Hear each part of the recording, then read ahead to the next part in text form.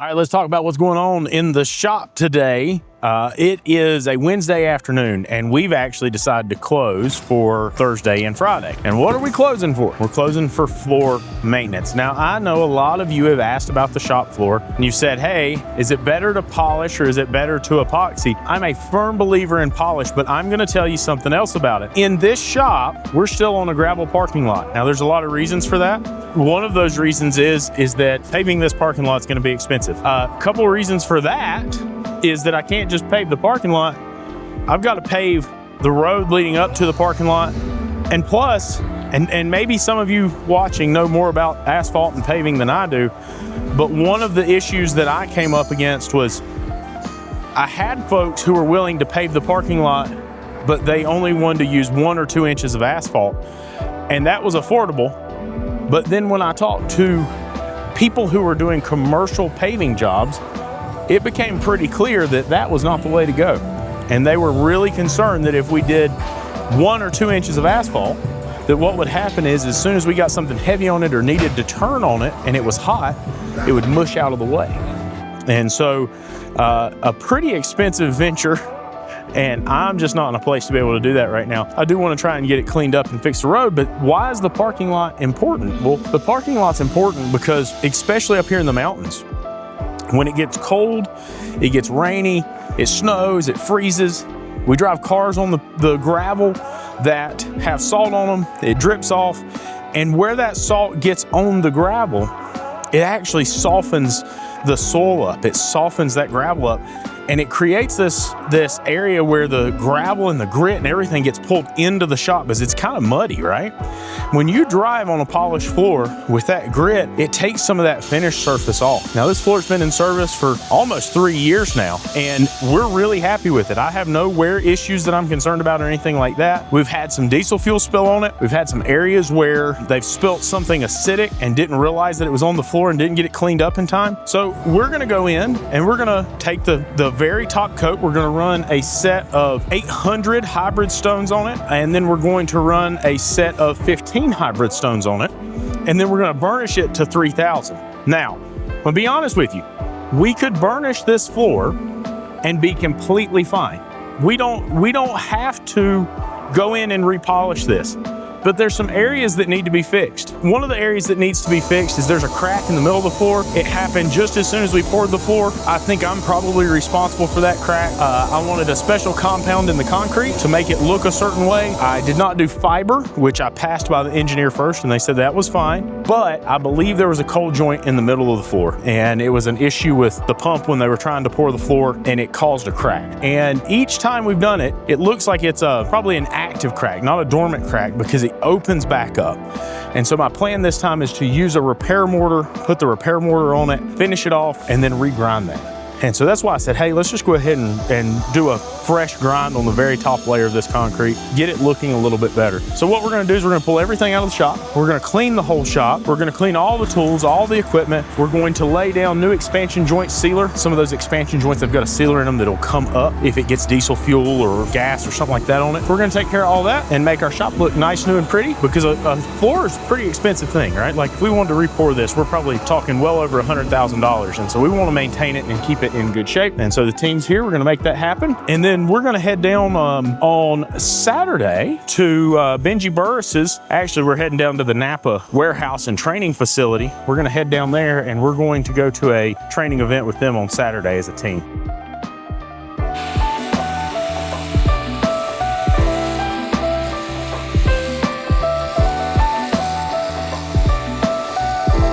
It is like just after 7 a.m. on a Friday, and we're working on cleaning the shop and get everything straightened up here. We're gonna finish grinding today and go back over this. We did get the major crack somewhat repaired in the floor. We got to do some touch up on it and finish grinding it down. This was not without hurdles.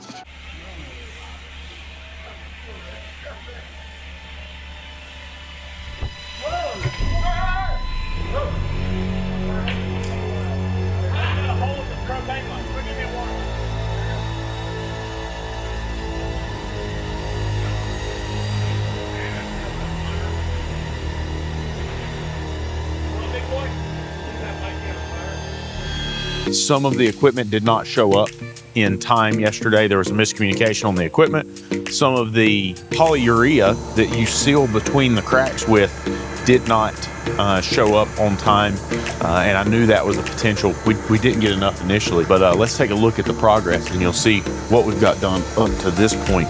Now we have to finish it today because part of the crew's going to a training event tomorrow, part of the crew's going to a concert tomorrow, so we got a lot going on. So we got to try and get at least wrapped up, and it's going to be a bit of a hectic and crazy day. Y'all check it out.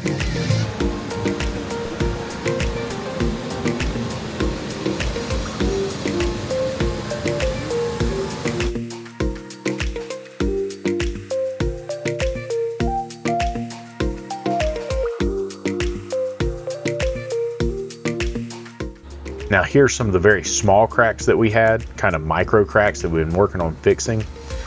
And next you're gonna see this right here. This is actually where we took the floor down to 400, and that was one of the bigger mistakes we made here. We wanted to do this to feather it in a little bit better, give it a better look, and the 400s caused a problem. Now it wouldn't have been that big of a deal except for this. That's right, every time we used that grinder, it caught on fire. Over and over and over again. Had to send somebody to switch this out. So they brought us a brand new grinder. I actually had to send somebody to pick it up. United Rentals was awesome. They really hooked it up on this and they made it right. And I had the whole team here, but we really expected to be much further along in the process. This isn't until about 3 p.m. on Friday afternoon, and we're just now starting to hit the whole floor with 400s. You can see we chose to do this wet to try and keep the dust out of the shop. And we're just working our way through, going across the whole floor, trying to take that top layer or top coat off. And we're hoping to get this floor cleaned up and get some of the scratches and some of the marks out of it. You can actually see the difference. If you look on the left, you see this light brown tinge that's in the floor. You look on the right, you can see that fresh ground concrete.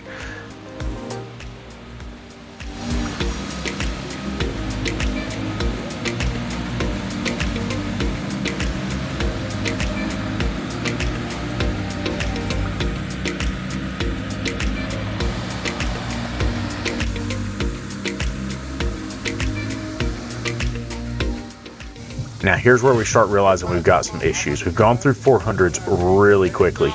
You can actually see the yellow on them right there where it's starting to wear down faster than we expected. This is about 4 o'clock, almost 5 o'clock into the day on Friday after we've made one pass with the 400s, and you can see the floor cleaned up really nicely. We got some of those rust marks from a cabinet that had been sitting there, got all that out. But the reality is we're running out of time here. Now, you know what they say, if you don't like the weather in the mountains, wait around a few minutes and it'll change. This was just a nice little midday rainstorm. Just thought it was beautiful the way the sun was coming through the trees. You can see the rain. But what's really interesting is less than 50 feet away, there's no rain at all. The sun's shining and it's beautiful. One side of the shop was wet and the other side of the shop was dry.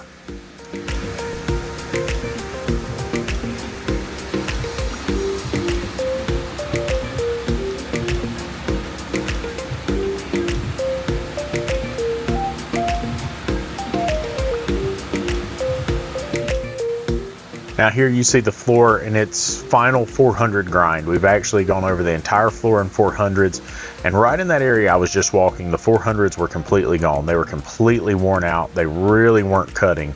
And so we were just kind of trying to get the last little bit finished up and get it as consistent as possible. I will not lie to you and tell you this project has gone according to plan. Lots of things about this sucked. Between materials and equipment not showing up on time and issues with equipment once it got here. And then interesting thing today, so we polished all the way through, got everything done, and then we went to 800s. And the 800 grit hybrid pucks, I was running medium weight, kind of like weight set somewhere in the middle, and I was running a little bit of water, and within 2 passes, full pads were completely gone. And so I'm gonna show you here in a second, but there's areas you can actually see that over here on the right. You can see that was cut with 800 before the 1500s. Then you can see here this is with 1500. 1500 just did not bring the scratches that the 400s put in it out. I think, and I've long said I was going to do this, but in the future, I think that I will hire somebody and have them come in and do this, just because of how much work it is, and it really wears us out when we try to do this. So I think I'll hire somebody to handle this. Only other little issue that we ran into, and I'll show you, if you look right here, see those little white marks right there? At some point, the grinder picked up a little stone or something and left a bunch of white marks. And I'll be honest with you, right now I don't care. We're all worn out. It has taken longer than it should have, and you know, we've got appointments Monday, so we're just going to focus on trying to get open back up and get ready to go. I'll tell you right now, I've got an amazing team who's stuck by me and helped me get this finished up. And looking back, I probably would have just burnished it. I would have re-guarded it and just burnished it and called it a day. I wish I hadn't have gone to the detail that I did in this one. I'm sure it would have been just fine, and I doubt it would have caused any issues with the quality of the floor or anything like that until we had more time to be able to do something like this. So if you want my take on it, probably don't regrind it yourself until you absolutely have no choice. Anyway, so here we go. Tomorrow I will shoot a video after we get some guard laid down, and I'll shoot a video after we burnish it.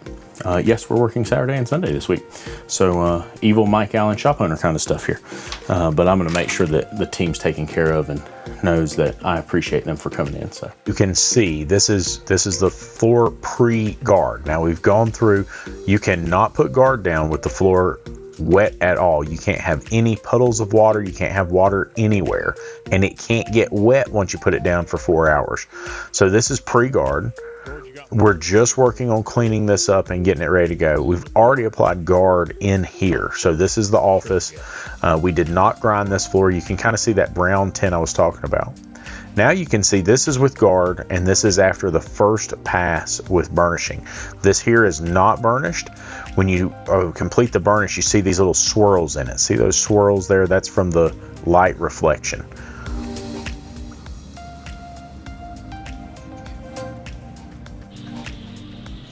Now here's the next morning. We're getting moved back in. The team's here. They're burnishing the floor one last time to try and get it as clean as possible.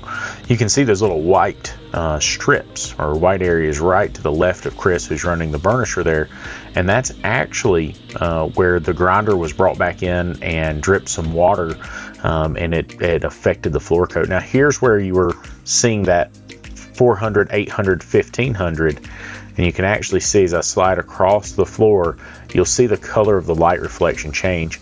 Here, right behind that burnisher, you can see that quality difference again there, from the full polish down to where we just really did the 400 and then the 1500s. It doesn't have that deep sheen or shine to it.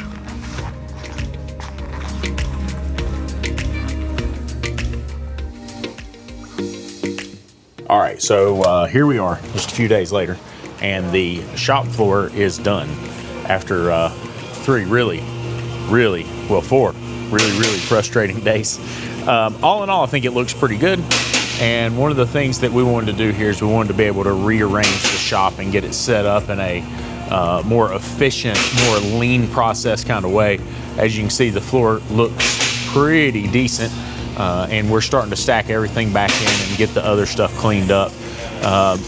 One of the reasons we wanted to do this is because there is some yellowing or browning of the guard that was on the top surface. Because so many things went wrong, we didn't really push the issue and try and move very quick. But I'll show you right here. You can kind of see that color difference. I don't know if it's going to show up on camera, but there is a bit of a color difference right there where that original guard had kind of turned brown. I don't know if that's because we're not maintaining it properly. Again, here you can kind of see that. Or if it's just a situation where that happens over time. But all in all, pretty happy with how it turned out. We'll come back.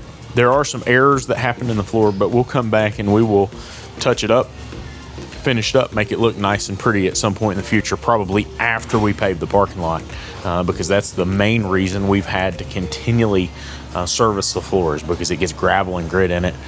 And so that'll be something that we do here in the very near future. So y'all stay tuned.